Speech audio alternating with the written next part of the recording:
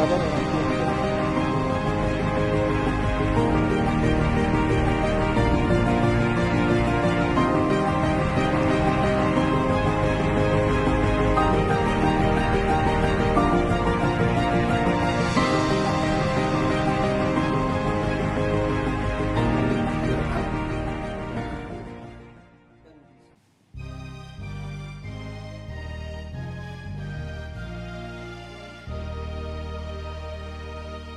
Nang binsar dapat menangi mengatasi sesuri Allah marsinonda sondangan hidup sesuri nani nolong hidupi malumut dinatorang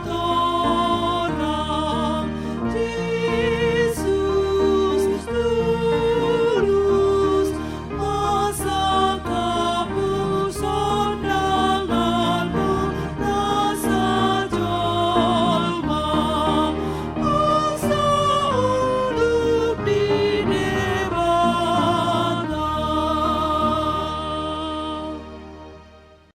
Selamat pagi, salam, salam damai sejahtera bagi kita semua.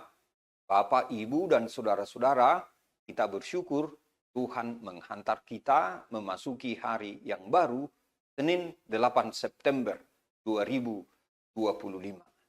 Sebelum kita memulai aktivitas kita di hari ini, baiklah kita mendengarkan firman Tuhan, dan untuk itu marilah kita berdoa. Terima kasih Tuhan atas penyertaan-Mu bagi kami hingga hari ini. Sertai dan pimpinlah kami sepanjang hari ini dalam melakukan kegiatan kami. Berkati firman-Mu bagi kami, berkati kami yang mendengarkan firman-Mu, dan biarlah kami boleh melakukannya dalam kehidupan kami masing-masing. Terima kasih Tuhan. Di dalam nama Tuhan Yesus Kristus, kami berdoa dan mengucap syukur. Amin. Ayat harian kita hari ini, Senin 8 September 2025, diambil dari Yohanes 1 ayat 9. Terang yang sesungguhnya yang menerangi setiap orang, sedang datang ke dalam dunia. Demikian firman Tuhan. Bapak, Ibu, dan saudara-saudara, kita bersyukur Tuhan menghantar kita hingga pada hari ini. Dan di pagi ini kita akan mendengarkan firman Tuhan. Saya memilih judulnya, Buka Hatimu, Terima Terang Kristus. Buka hatimu, terima terang Kristus. Ayat ini memiliki arti yang luas dan dalam. Syarat. Oleh karena itu, marilah kita memperhatikan beberapa pernyataan berikut ini. 1. Yesus adalah terang yang sesungguhnya. Yesus adalah terang yang sesungguhnya. Kata terang dalam Injil Yohanes selalu berarti kebenaran, wahyu, dan hidup dari Allah. Di dunia ini, ada banyak yang disebut terang. Tapi maksudnya adalah filsafat, kebijaksanaan manusia, ataupun agama-agama. Dan semuanya itu sebenarnya adalah pantulan. Mengapa?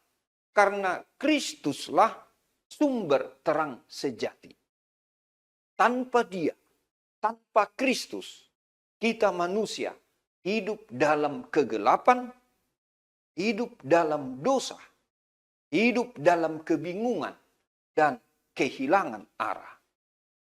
2. Terang yang menerangi semua orang. Terang yang menerangi semua orang. Yesus datang bukan hanya untuk bangsa Yahudi, tetapi untuk semua manusia. Untuk seluruh bangsa di dunia. Ini mau menekankan bahwa kasih Kristus itu inklusif dan universal. Artinya, tidak ada manusia yang berada di luar jangkauan terang itu. Namun, kata menerangi di sini tidak otomatis berarti bahwa semua orang menerima terang itu. Setiap orang harus merespon apakah ia membuka hatinya atau menolaknya. 3. Terang yang memberi pencerahan hati dan budi. Terang yang memberi pencerahan hati dan budi. Terang Kristus membuka mata rohani manusia untuk mengenal kebenaran, yaitu tentang Allah, tentang diri sendiri, dan tentang tujuan hidup. Tanpa Kristus, bisa saja seorang manusia memiliki pengetahuan yang tinggi, tetapi dia masih tetap hidup dalam suatu kebutaan rohani. Dengan Kristus, manusia bisa melihat jalan yang benar karena Yesus Kristus menerangi hati, pikiran, jiwa, dan jalan hidupnya, jalan hidup kita. 4. Kedatangan ke dalam dunia. Kedatangan ke dalam dunia. Ungkapan ini menunjukkan inkarnasi, yaitu Allah yang tak terbatas itu memasuki dunia yang terbatas. Inkarnasi adalah bukti bahwa kasih Allah yang rela turun ke dunia supaya manusia dapat mengenal Dia, dapat mengenal Allah secara pribadi. Bapak, Ibu, dan saudara-saudara, apa yang bisa kita petik menjadi pokok-pokok perenungan bagi kita di pagi hari ini? Pertama, Yesus adalah terang sejati, bukan salah satu cahaya. Memang dunia ini menawarkan cahaya, yaitu ilmu pengetahuan, teknologi, harta, popularitas, dan lain sebagainya.